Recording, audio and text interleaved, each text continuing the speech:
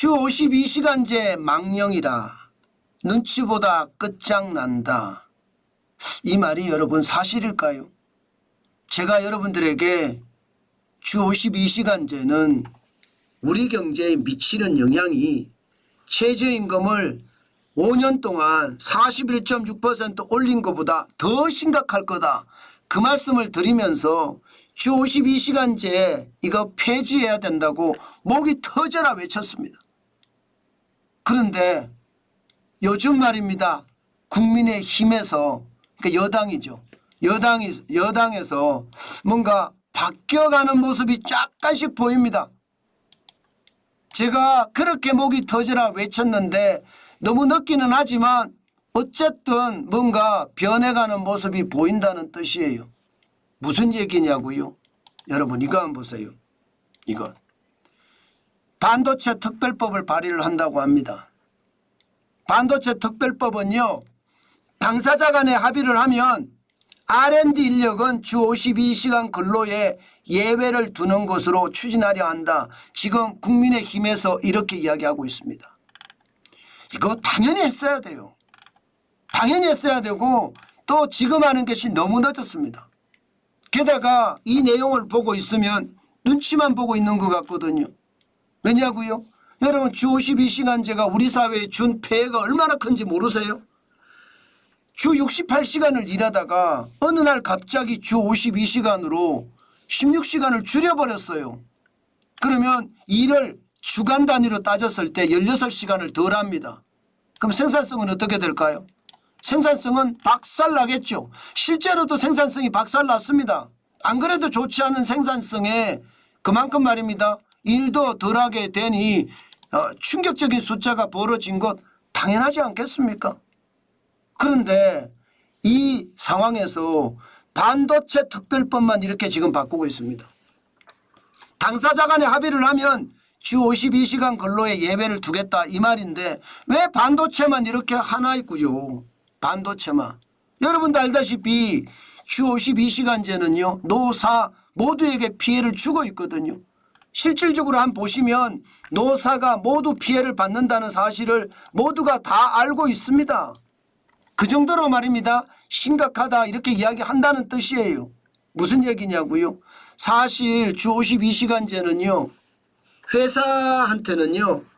58시간 하던 68시간 하던 일이 52시간으로 줄어드니까 납기가 지연되고 생산성이 떨어지고 매출이 망하고 이런 경우가 허다하게 일어났거든요. 지금도 일어나고 있습니다.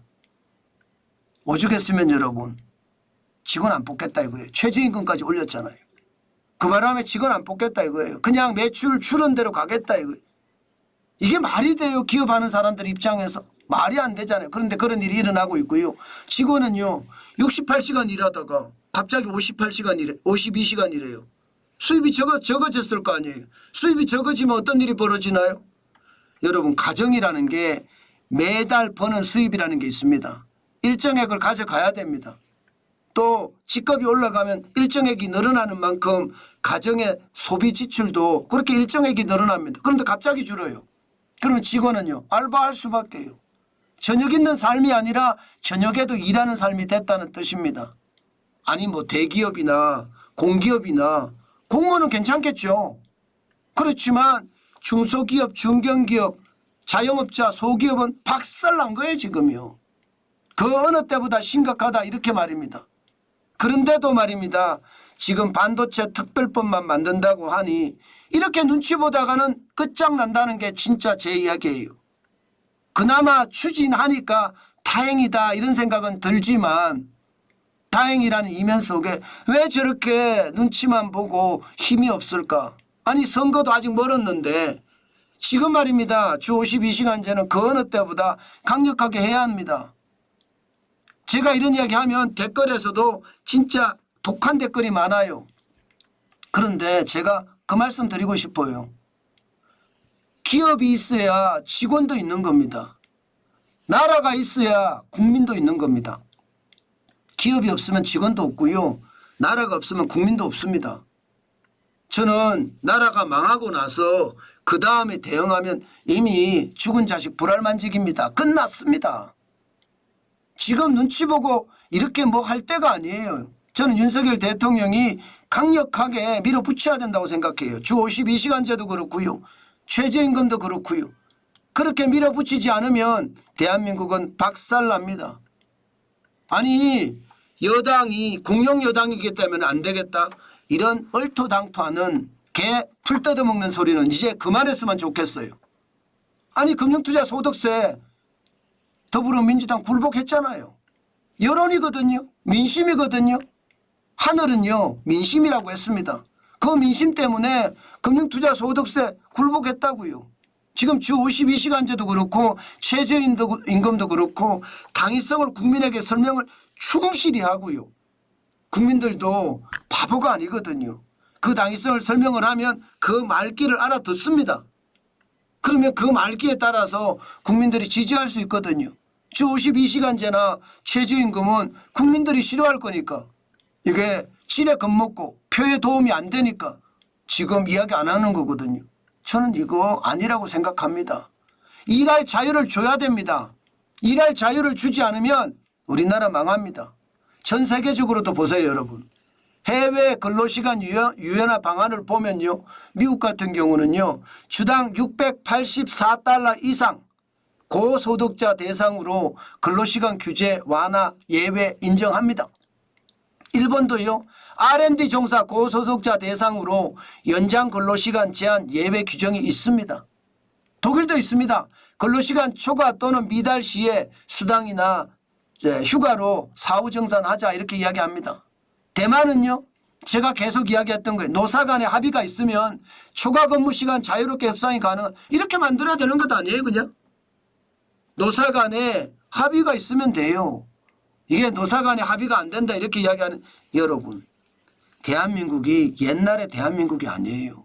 지금은 SNS가 워낙 발달이 돼서 누구나 정보를 날릴 수 있는 그런 대한민국이 됐습니다. 어느 기업에서 강제적으로 갑질을 한다고요? 못해요. 옛날 같지 않다니까요. 그런 것을 생각을 해보면 여러분 분명한 것은요. 노사가 합의하게 자율적으로 할 수 있게끔 놔두는 게 맞습니다. 기업에서도 말입니다. 일을 더 하고 싶은 사람은 받아서 더 하게 하고요. 일괄적으로 안 해도 되거든요. 덜 하고 싶은 사람들은 덜 하고 그냥 52시간만 하고 가는 거고요. 그거는 뭐 기업이 결정할 문제, 노사가 결정할 문제지 이게 나라가 결정할 문제는 아니란 뜻입니다. 이거 빨리 수정되지 않으면요.